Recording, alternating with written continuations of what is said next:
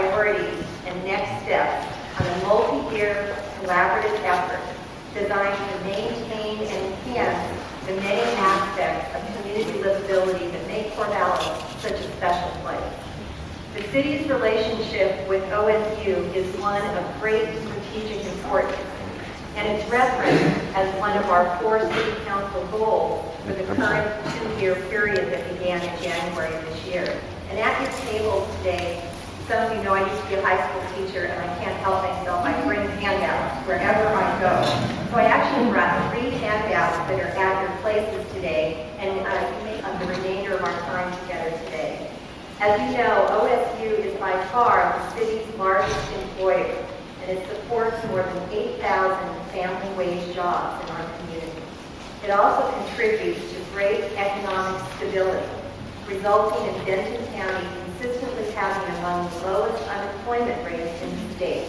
That's currently the case now with an unemployment rate of 6.5%, just about almost 3% less than the state average. In addition, hundreds of millions in research dollars help fuel discovery and innovation, as evidenced by Corvallis being named America's most innovative city earlier this year, largely based on the tremendous number of patents that are generated here in Corvallis, not only through the work at OSU, but also at HP and many other organizations. We're not creating family wage jobs here.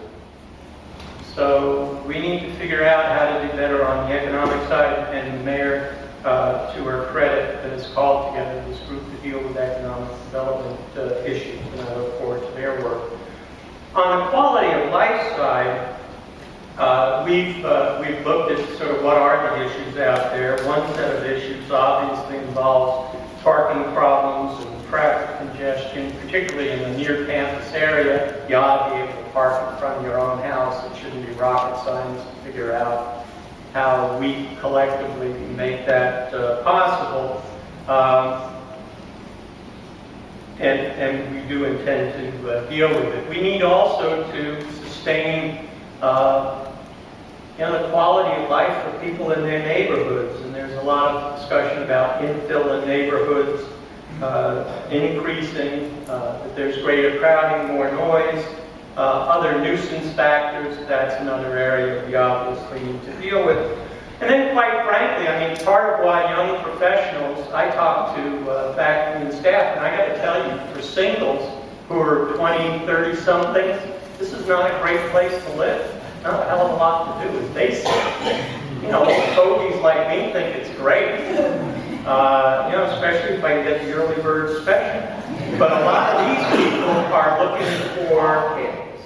So if the city and the county don't have control over what's being built off campus, it's competing for the same people we're trying to provide housing for, in many instances, on campus.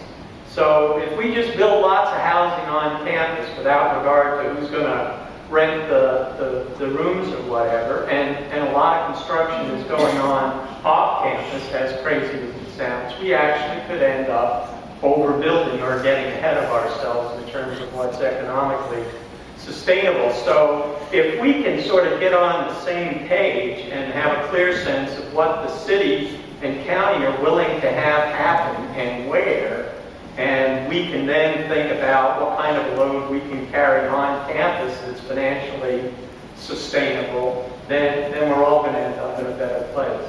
So it's great to be. This is Corvallis Tidbits. If you like us, then subscribe to us on YouTube, Instagram, Twitter, and Facebook.